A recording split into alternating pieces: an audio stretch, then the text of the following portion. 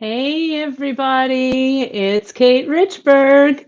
Welcome to the Saturday section of the Great Bead Extravaganza. Let me get my face on the camera. There I am. And let's get your comments up. Hello, it's great to see everybody here. Good morning, afternoon, or some of you evening, wherever you're watching me today. It's great to have all y'all here on this big Saturday version of the Great Bead Extravaganza. So I'll start with a little bit of housekeeping, look at so many people are here and from all over. It looks like you're excited about Cold Connections. I'm totally stoked. That's awesome.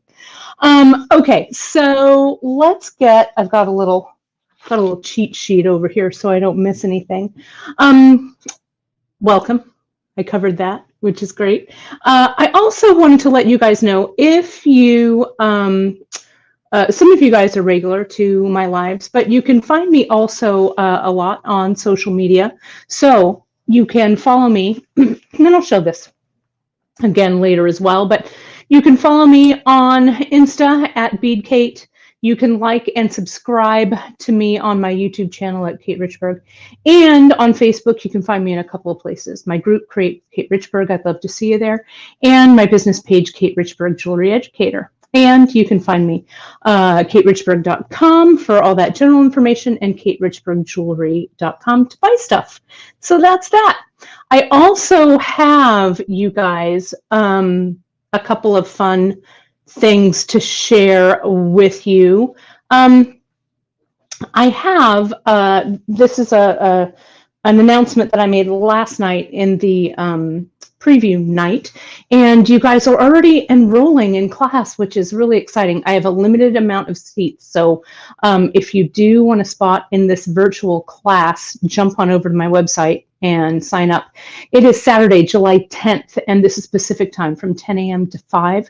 So if you're digging the riveting that I'm doing for you guys today, you can jump over to my virtual class. It's a Zoom class, and I'll do it live. You guys will watch it live. You will work right along with me. And I'm going to send out, a materials list. I have an optional materials kit. So if you have not done riveting before and you're really loving what you see today, you get to spend a day with me virtually in your own studio, whether that's a real studio or your kitchen table or your dining table or wherever you want to be.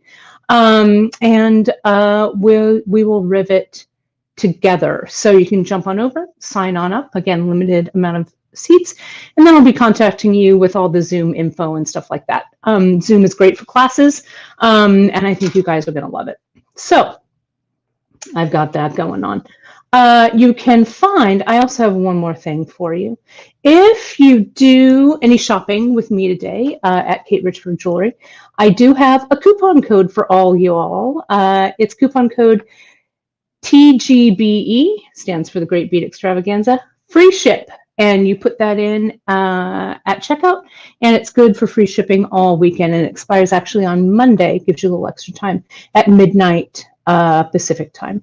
Okay, so that's that story. So let's see. So let me go back over here and I can take that off for the moment. Let's see who's here. Gosh, so many people are here and so many people are ready to join in. So oh, and Gita, I wanted to say a big shout out, our buddy Gita. She said she's going to have to watch on replay. She was watching Denmark play at the Euro Cup.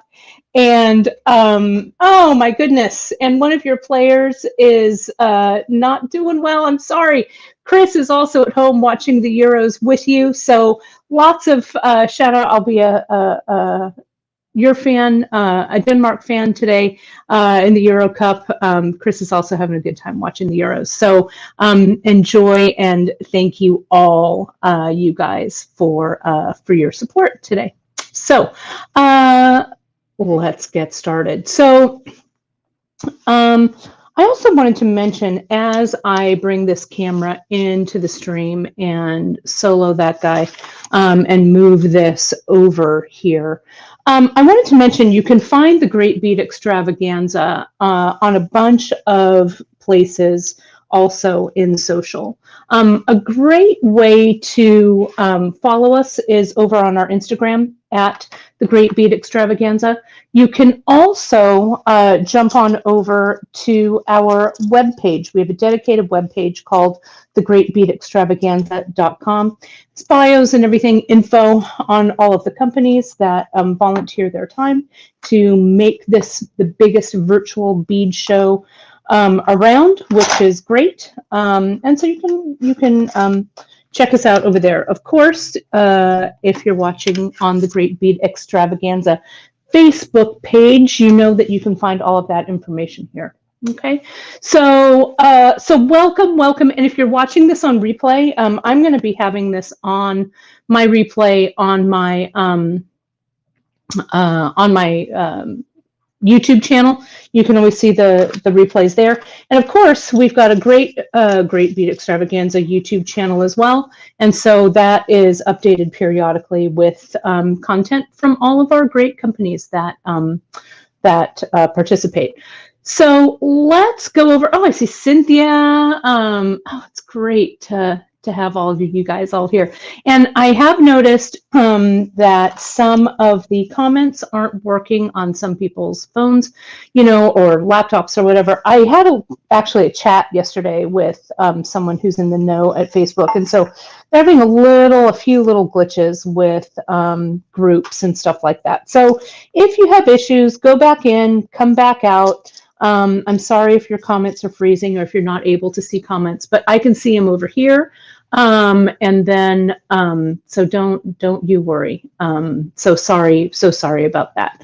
All right, I'm going to try and stay on track, stay on time here, but as you know, I like to teach, so, so I hope I can fit it all in. So I've got some tools here that we're going to be using today.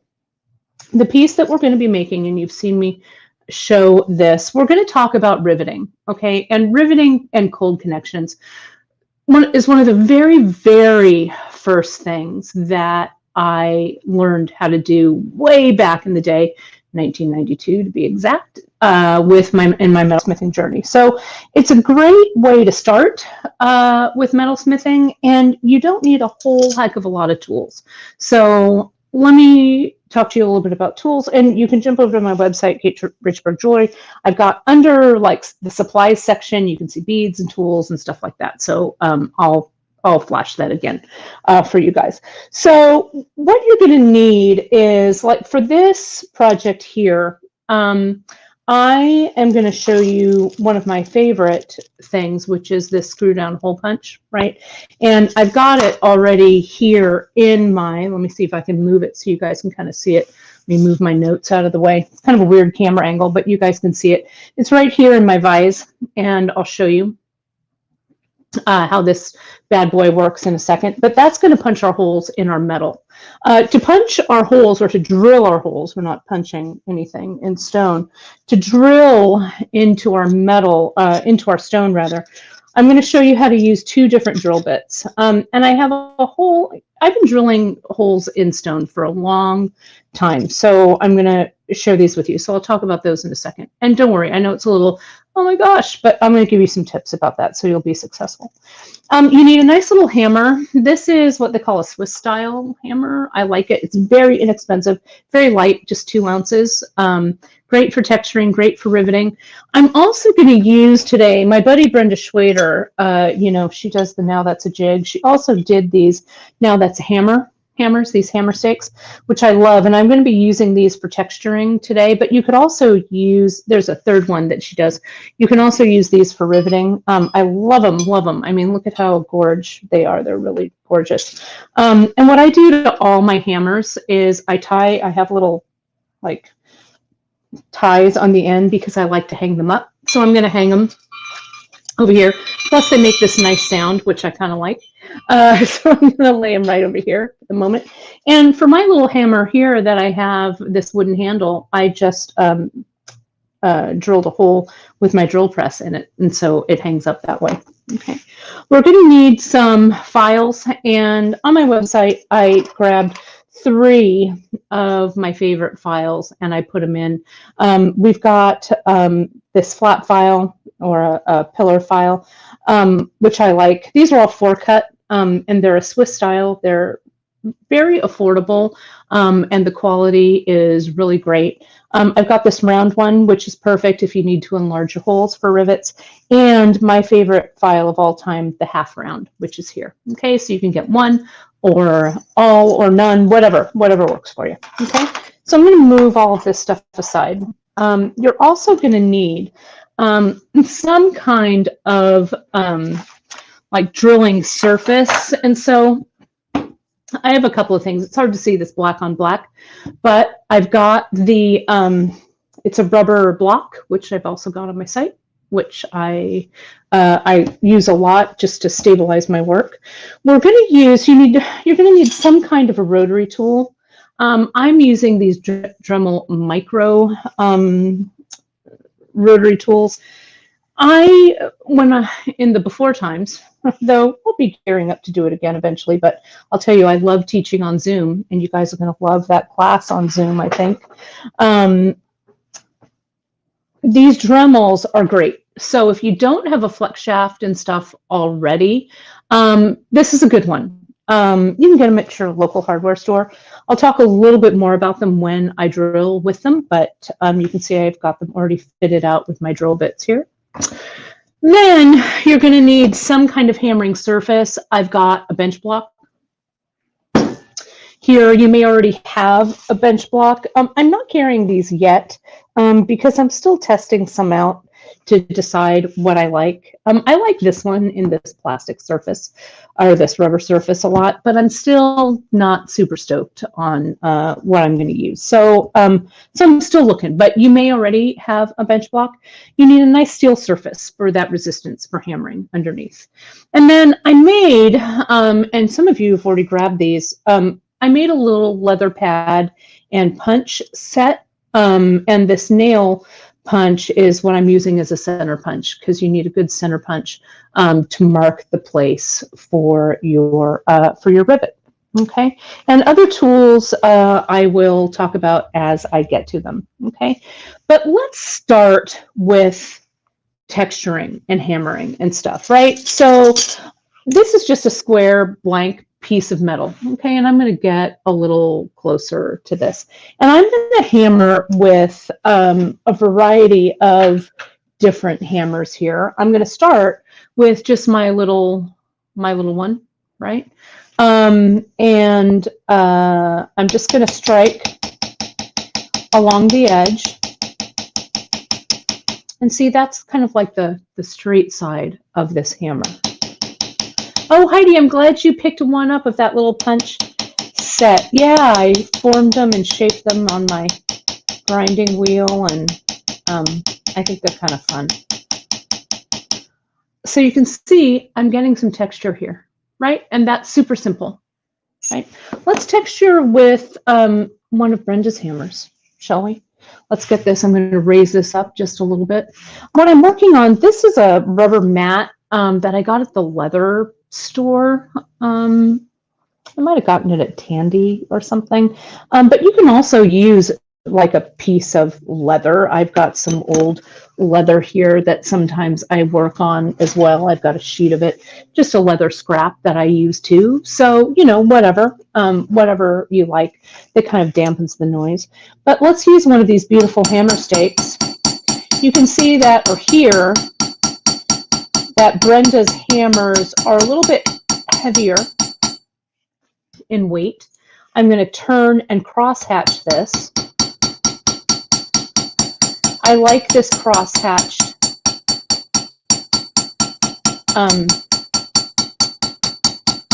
texture a lot. Let me get down a little closer.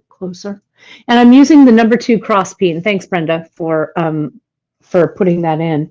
And you can see, I love that nice sharp edge. You can also use like a ball peen if you have a ball peen hammer, and you can find Brenda's hammers. There are a lot of places on the web, including Fret's hammers, and I believe Auto Fry also carries them, but they're great. You could also use, this is an old ball peen hammer of my granddad's, and this is kind of, I do this a lot on my hammers, and people always ask, Kate, why are your hammers wrapped? And they're wrapped because I think they're, I don't know, I think they look cool, I guess. It has no other function but decorative. So when I made my little punch, I kind of did that same signature look with that. Okay, so this is just an old ball peen that I had, again, out of my granddad's workbox. And you can see I'm tapping this here. Now, one of the things that you can do, people get really, I think, nervous when you're hammering. Let me move the camera over here. Because they don't want to hammer on their fingers. Okay, so I've been hammering for a long time, so I kind of know how to control what's going on. But if you're worried about your fingers, right, and you should be, you want to you can always hold your fingers like close to the edge here, like this.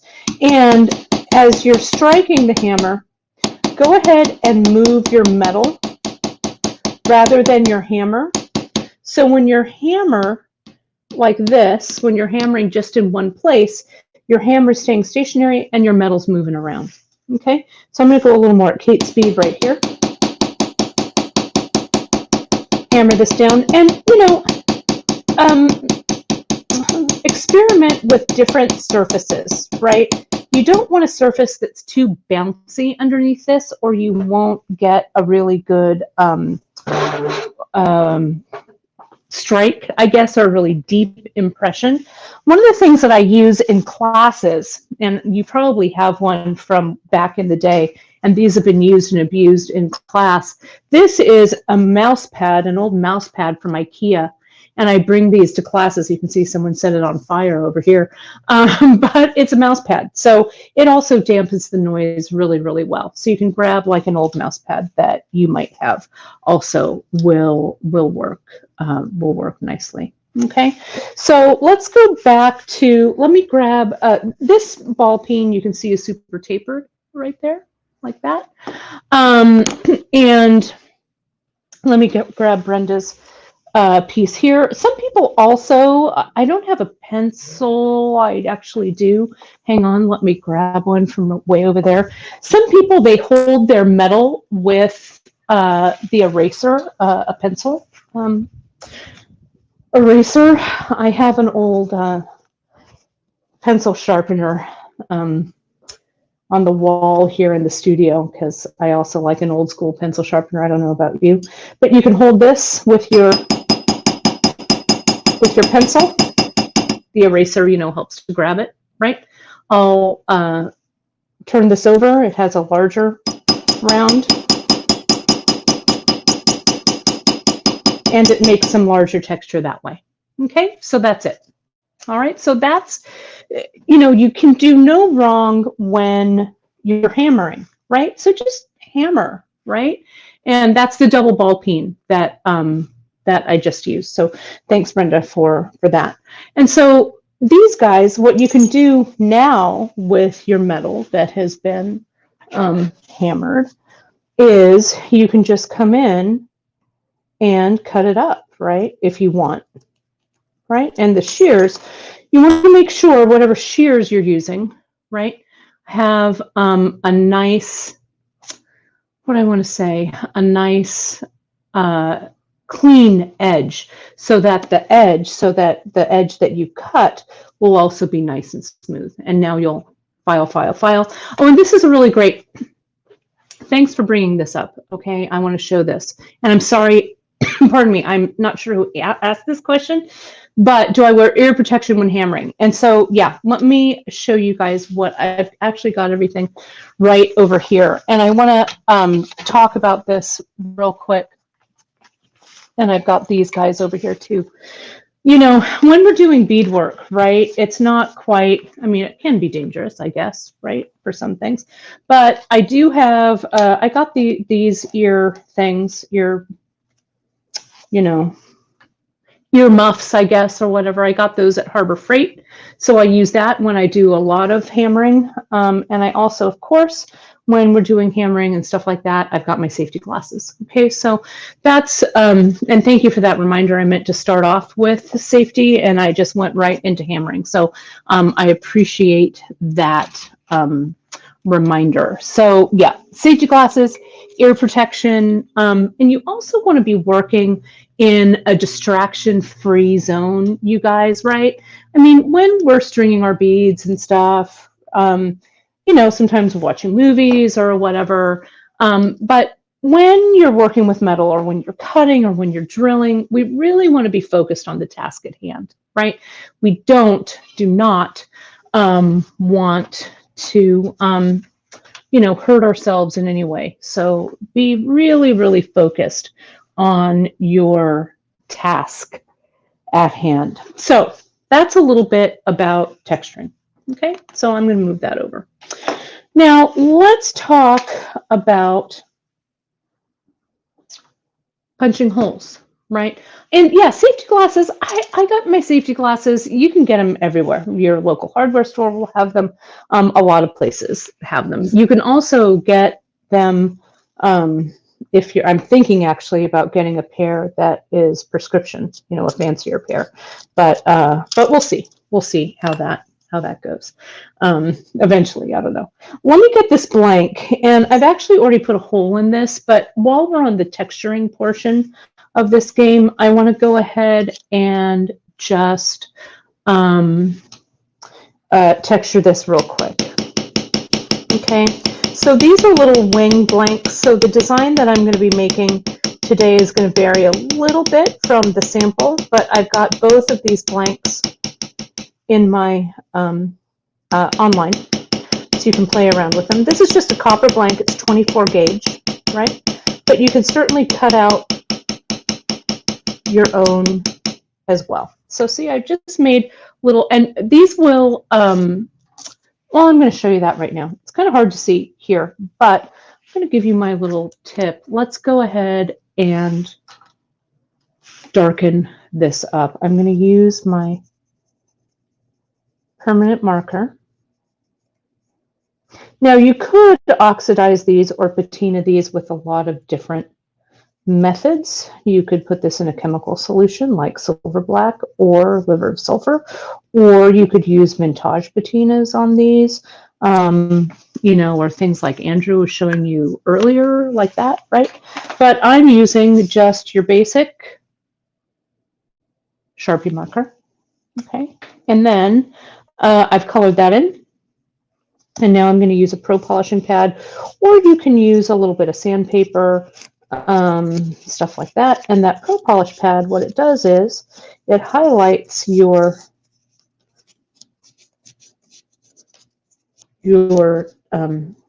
texture by taking, I'm going to call it quote unquote patina. Now my hands are getting dirty, kids, but that's all right.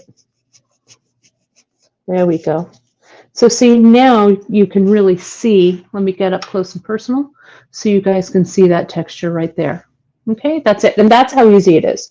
Okay, so pro polish pads are really super handy. I'll be stocking those back in my store as well, but they're great. And you can find them at a lot of different joy supply companies carry them, pro polish pads. Okay, so now this is ready. It has a hole in it, so I'm going to backtrack a little bit and show you all how to put a hole into something. So let me get this piece that I've textured, okay? And what I'm going to do is I'm going to turn it over, and let me get actually Brenda's, the last of her trifecta of hammers here. You can use a chasing hammer, anything that's nice and flat, right?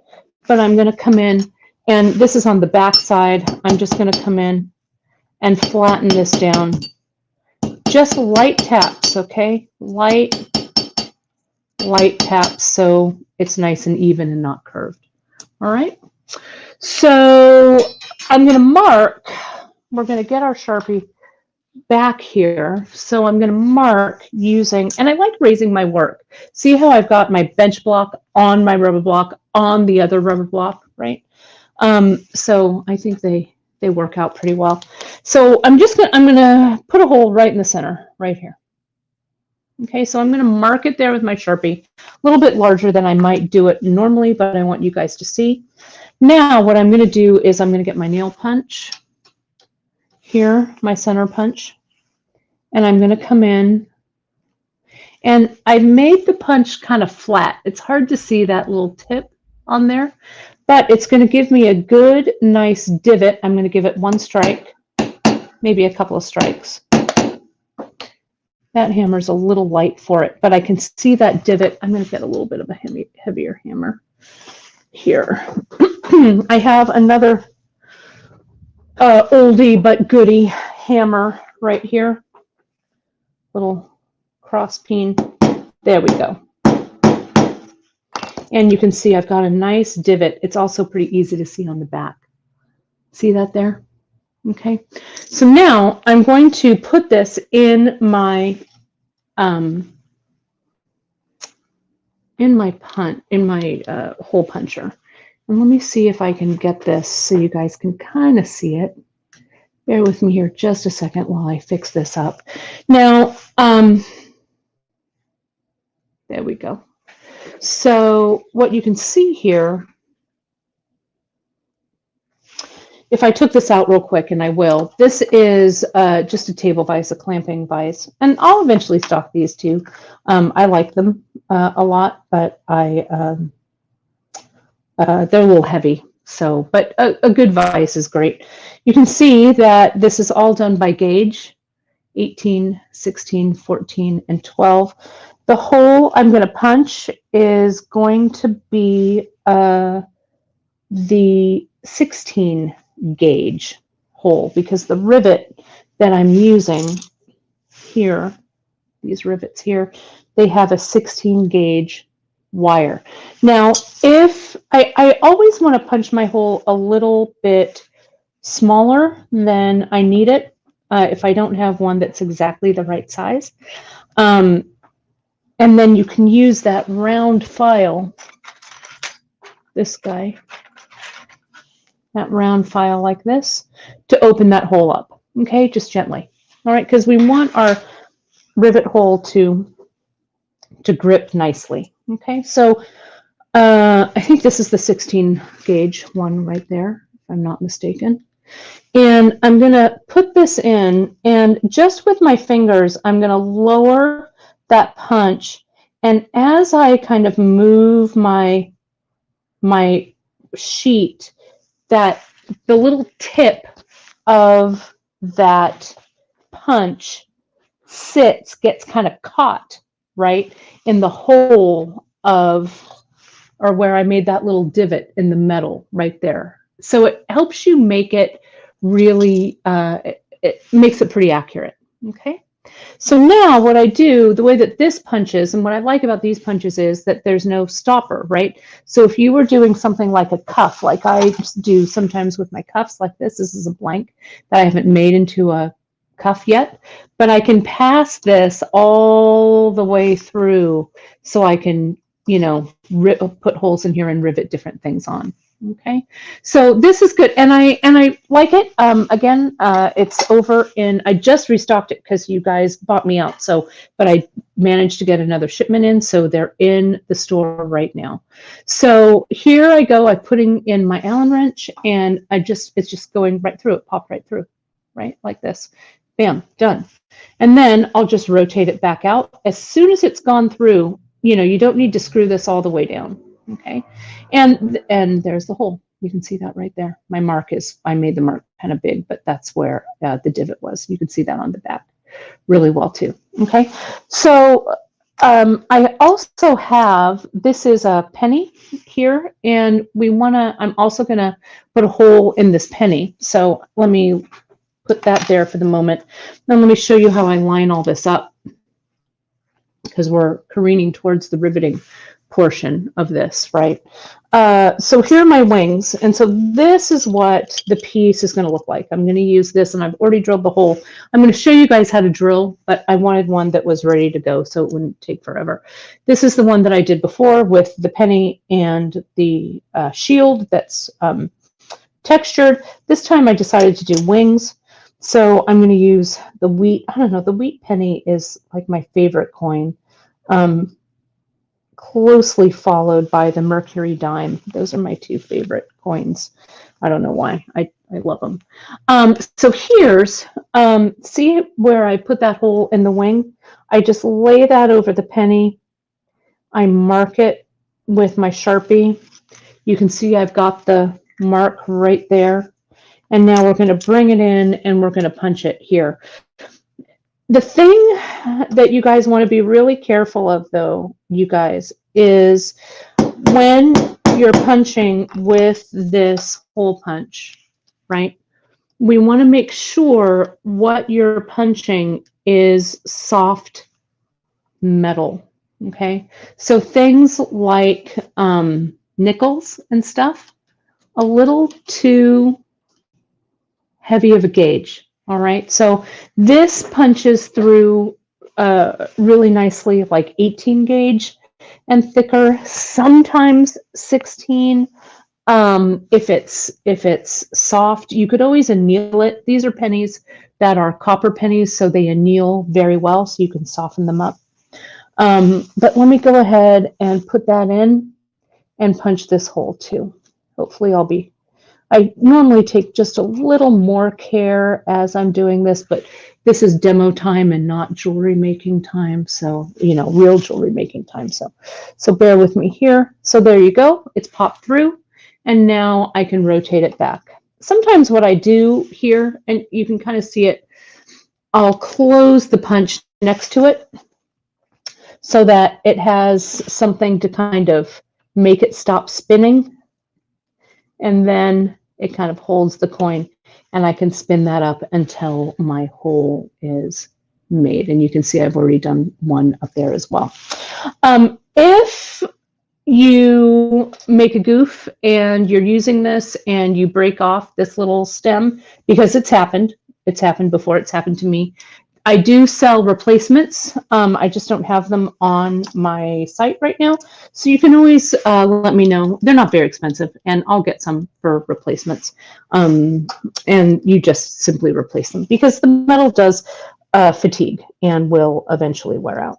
Okay, so now this is when my little pad comes into play. So I'm going to move to drilling next before we go any further, but I want to set this up so this is ready to go. What we're going to do here is put in this rivet like so. And this is a 1/2 inch rivet, not a 1/4 inch. I'm selling two sizes. The 1/4 inch you would use on just metal to metal, right? But see how that all lines up like that there? And then we're going to rivet that in just a moment, but I'm going to set that aside. And let's go to drilling. Okay, now when you're doing this at home, you guys, safety glasses, centered, not screwing around, right? Your rotary tools are the most dangerous tools in your studio, no lie, okay? Because they can grab hair, right, and twirl into your hair, and the outcome would not be great. Or they can, they just grab fast because they're rotating super fast. So you want to be really, I don't want you to be afraid. I want you to, have confidence in yourself, but I do want you to be careful. Okay. So what we're going to do, and these two drills, I have a tungsten drill bit, and you'll see this here. The cool thing about these drill bits is that they're two-sided. So it's kind of looks like a little triangle on the end. It's kind of hard to see, but they're two-sided. Okay. And you want to let, when you're drilling anything, you want to let the drill do the work, right? Okay, so you don't want to push real hard. You're just going to let the drill. Okay, so this is the tungsten. So once one gets dull, you can flip it around and use the other side. Okay, I also have diamond coated drill bits in a couple of different sizes. Okay, like this, and I'll show you how I use both of them. So let me, I drilled this one earlier. You want to use soft stones, which is why on the website I use this mother of pearl. I used this porcelain jasper, which is very soft. You could use turquoise. I have malachite up there, things that are soft. Okay.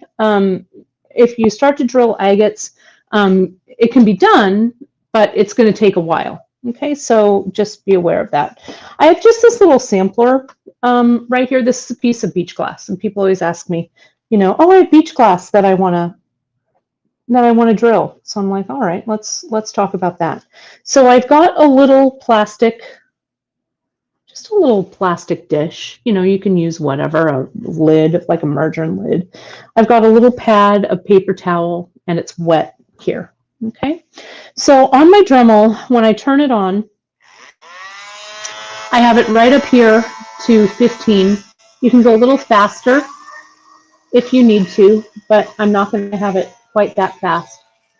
And what you're going to do to start is you're going to ground yourself, ground your hands. I'm going to get a little closer so you guys can see this. And I start from the side, okay, at a not quite a 45-degree angle, like so, okay? And I make a little divot into the glass. Then I find that divot and I move, I'm sorry, it's a little hard to see. I move it straight up and down. Okay, so I'm going to move this a little bit higher. I'm going to concentrate a little bit more. There's a hole. I have a couple of holes here. But you can see that wet. I'm going to turn this off now. You can see that everything stays wet. And as long as you're using these pieces wet, and you may have to continue to add a little water to keep them, you know, to keep them lubricated. You can also then, once you've drilled your pilot hole, or once you've drilled a little bit there, you could also move to your, I'm going to dip my drill head there. And you can use the diamond drill bit. And I'm not putting a whole lot of pressure on this, right? But I'm just drilling. This hand here is grounded, my left hand, right?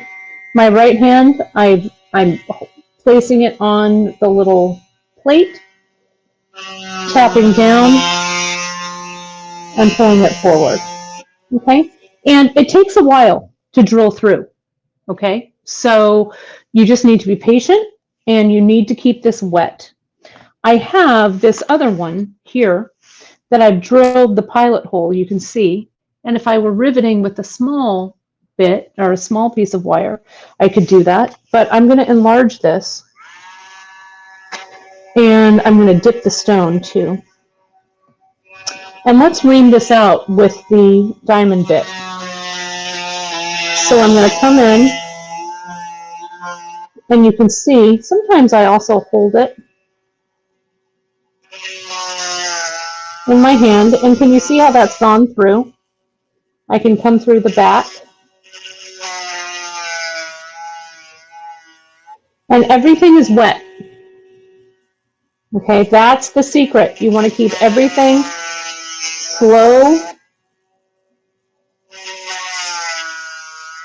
with the lubrication going on for the drill bit. Now see how much larger that hole is. You can see right through it. Right? And I do. So Heidi, that's a really good question. I do drill the cab on the dome side. Sometimes if I feel like the stone is gonna crack, I'll put a piece of painter's tape over the top of this, right? And that would keep it from chipping around the stone. Also, someone asked about, is this the way you drill tiny seashells?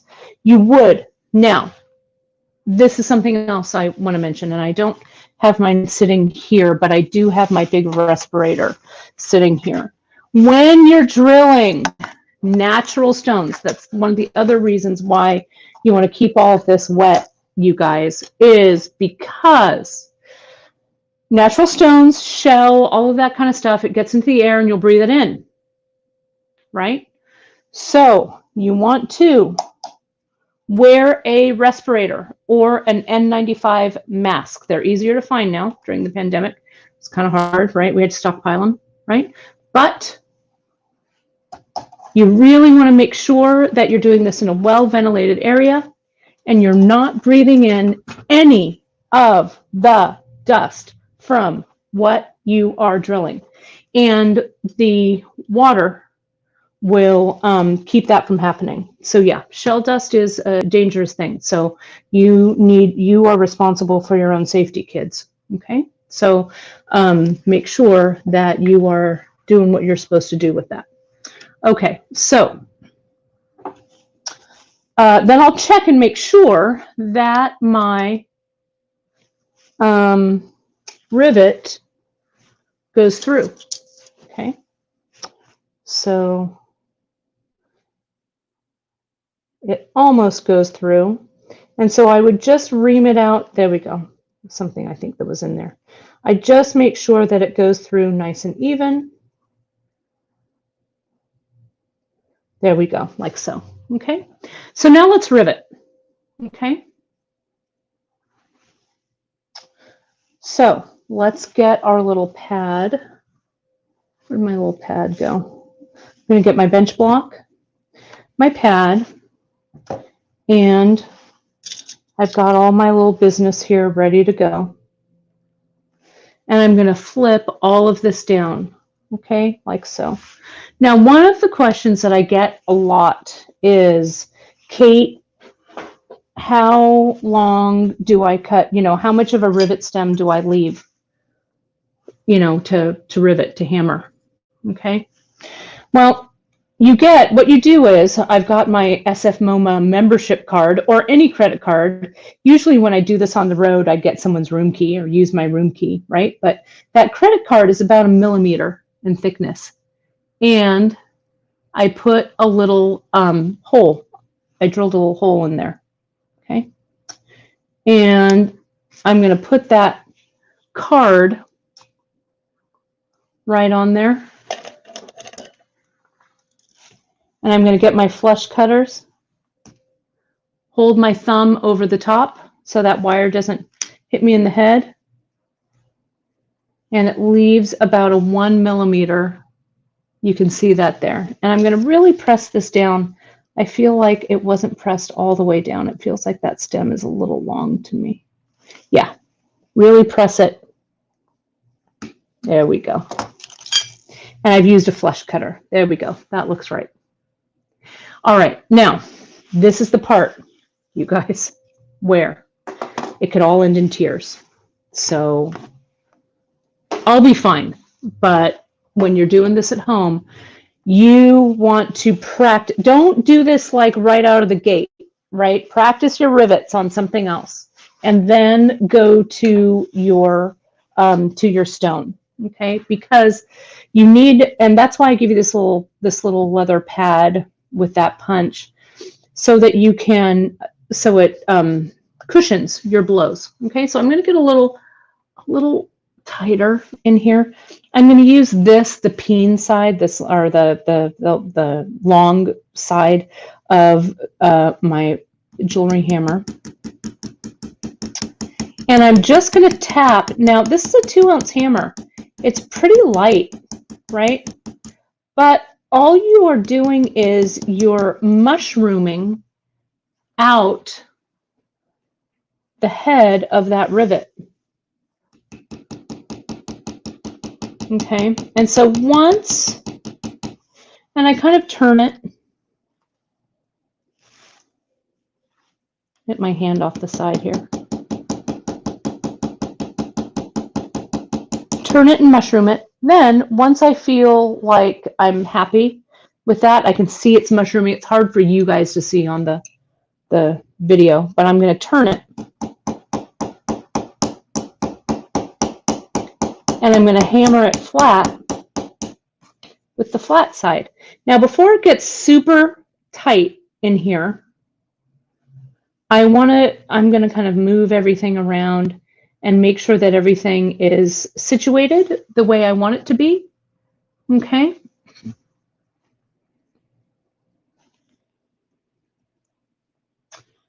And oops.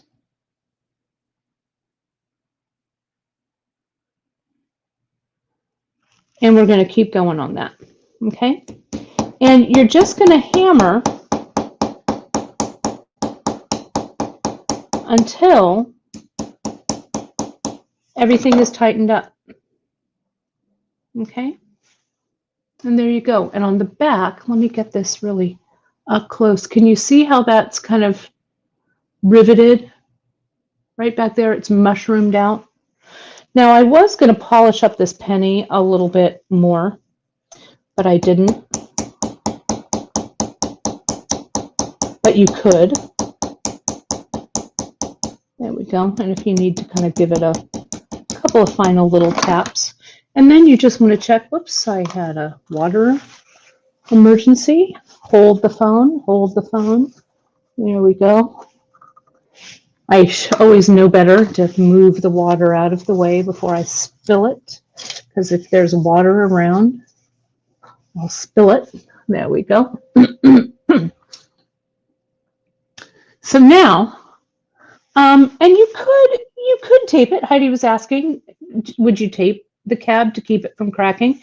You could, like I could, instead of using the little pad. One of the the tapes that I use a lot for a lot of different reasons. I have painter's tape. I also have this aluminum tape like this, right?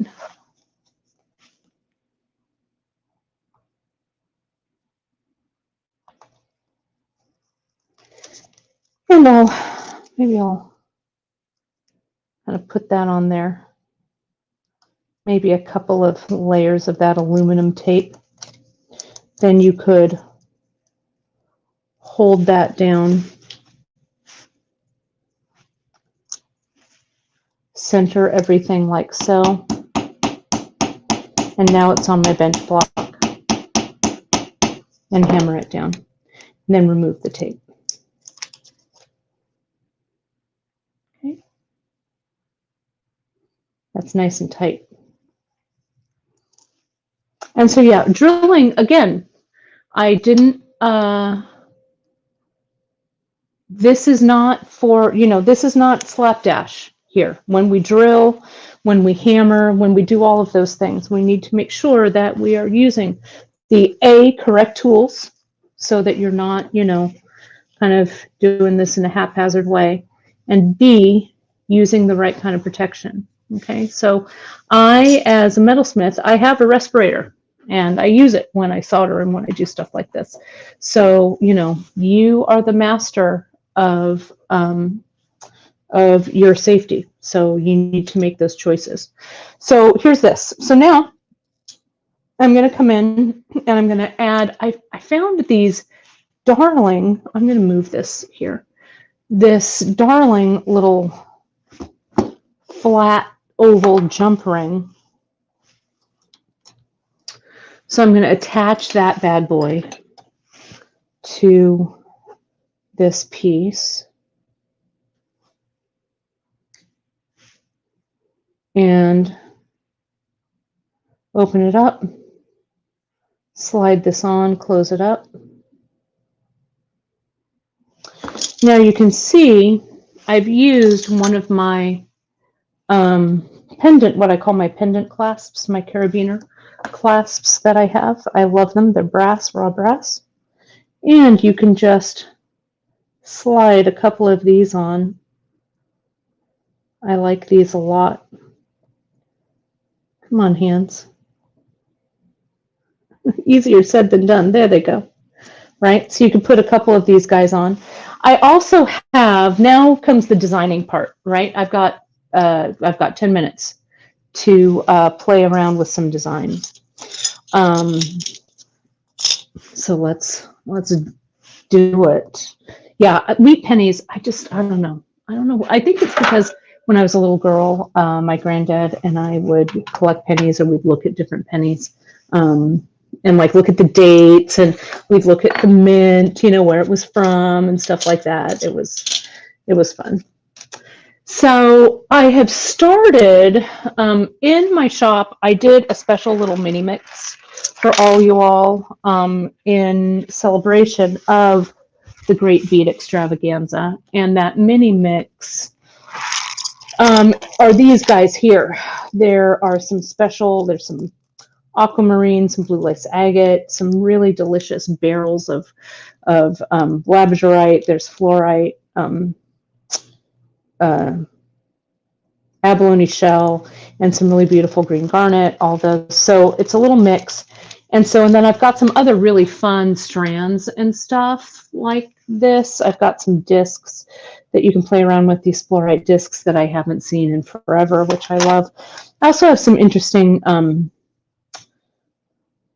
blanks. This one's brass, again, 24 gauge. So you could have put like that piece like right on something like that. That would look good, right? So, but what I did was I started to string. I did a little melange of stringing here that I want to show you. So you can see, let me get this out of the way. I like dumping, I'm a bead dumper. I like to string from a pile of beads. So you can see, I just used one of my little soldered rings there, half round rings, and I made a couple of little charms using, this is my favorite thing right now, and I've got one here, one of those half rounds. Let me get a little closer, and it's these little like BB kind of things, looking things, little charms, brass, raw brass that I love. And so I just made a little charm here. And so I'll open that up. I'll put that on. I'll put that on. I'll close it up. And I strung one here along these mother of pearl rice beads that I love, right? And I will put this on my little carabiner as well, right? So I've got a bunch of little goodies here. So when I go to wear this piece, you can see, I'll just attach that. I mean, you can string it or use it, whatever works for you, right? Whatever works. But this, I like wearing, I'll wear this doubled like this. And so I'm almost done. I'm going to attach another loop onto this side. So this will kind of be a doubled piece that I'm wearing. Okay, that I'll wear that way. The other thing that you can do with the drill, and I drilled out these holes in the pearls. I drilled out something that has a pearl that already has a hole. I think I've got time to actually do that if I bring it back over. So let me see if hopefully I didn't spill too much of my water. Let me see if I can get my Dremel here. I'll use my diamond bit, though I don't have any. Do I have enough water? Yeah, I do. So you can just, and you want to make sure to get this nice and wet. You can just come in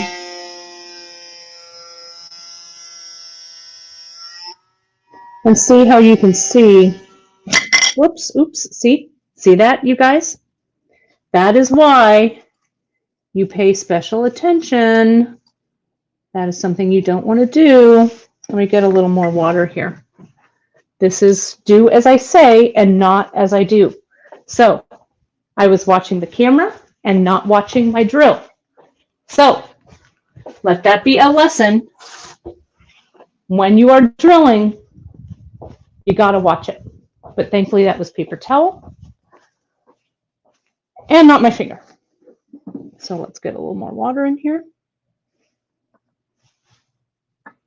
Splash zone. Yeah, it was fine. I've been drilling a long time, so I've got control over this. But again, making sure that you are grounded with what you're doing. So I'm going to put my paper towel here, get my little bit of water, move this, and let's give it another go. Okay, and let's do it so I'm not reaching. And let's do it correctly. So, turning this on. And there we go. And you can see as the drill bit goes through, and it takes a little bit of time, pardon me, but you can see how that's opening up already. Can you see that? So that's it. Easy peasy. Now I have water everywhere, so let me move this out of the way. Water and cameras don't always work. But I also I was using the diamond bit. I also use that tungsten bit, actually, and that's probably the one I should have grabbed first, because I think that's the one that I drilled with earlier. So just, be cautious, be careful, be present. You'll be fine. I'm not worried. And you can use, a nice surface. You can also grab, they have like nice bead holders to hold the pearls as well. So those would work. And again, the pearls are so soft that they go through pretty quickly. Okay, but again, you need to do what's comfortable for you. And if you don't want to drill the stones and you just want to pop your holes in metal, that works beautifully as well. Okay, so here, I'm really, really close. There you go. So it's close. It's almost there. I think this will be fun to just add to, like as Candy Cooper likes to say, add to your neck mess. And so the kits that I have have this beautiful mix of beads in them. And this drill bit is the tungsten, Tungsten, I think. I've got them on my site in 2 sizes. I've got the 0.9 millimeter and the 1.2. Okay. Thanks. I'm glad you love my cuffs and my rings. Just a little metal. I thought this would be good. Give you guys a little bit of metal working. So before I sign off, you guys, because it's getting to be close to that time, I wanted to just put a couple of things back up and say you can find me on all of my social, my Insta at Bead Kate, subscribe and like right at Kate Richbourg on YouTube, and you can join me on my group Create with Kate Richbourg on Facebook, or follow my page Kate Richbourg Jewelry Educator. You can also find my supplies at katerichbourgjewelry.com. And I have a class. If this riveting, you guys, has been riveting for you, I have a day-long class where you and I spend time together virtually via Zoom. But I've done a lot of Zoom classes, and it's a lot of fun. It's almost like being there. It's from 10 to 5 Pacific time on Saturday, July 10th. You guys have already been signing up for it, so the space is extremely limited. If you don't have tools, that's okay. I'll help you with your tool list. I'm also going to do a special buy if people need ring mandrels and things like that. I can hook you up, so don't even worry. I also have a materials list and an optional kit that you can grab. Also today, you guys, remember, throughout the day, after I'm done in just a few mere moments, our buddy Jill McKay is going to be up next, and then followed by a great rest of our lineup for today, and of course tomorrow for our ending our ending day. Check back to our website at the Great Bead Extravaganza, as well as this Facebook group, because we are going to announce, we may or may not have chosen the dates for a fall bead extravaganza. I cannot confirm or deny it. And if you go to my website, KateRichbourgJewelry.com, you can enter coupon code TGBE free ship at checkout, and you'll get free shipping this weekend. So if you're like, oh my gosh, I ordered, but I want to go back and order some more or whatever, don't worry, we'll combine the orders. Shipping will be on me. And I'm also going to throw in a few little goodies, like the I Play with Fire button, some metalsmithing buttons that I hand out at the shows, because right now we're all missing our bead shows so much. But with your goodwill and you guys being here with all of us, it was great to have all you all here. So hang on for Ms. Jill McKay. Again, thank you for your support. We would not be here if it was not for you guys. And every single one of these small businesses really, really, really thanks you for being out there, because you make it possible for us to do what we love. Thanks again, everybody. Have a great rest of the TGBE, and I'll see all y'all online soon. Thanks, everybody.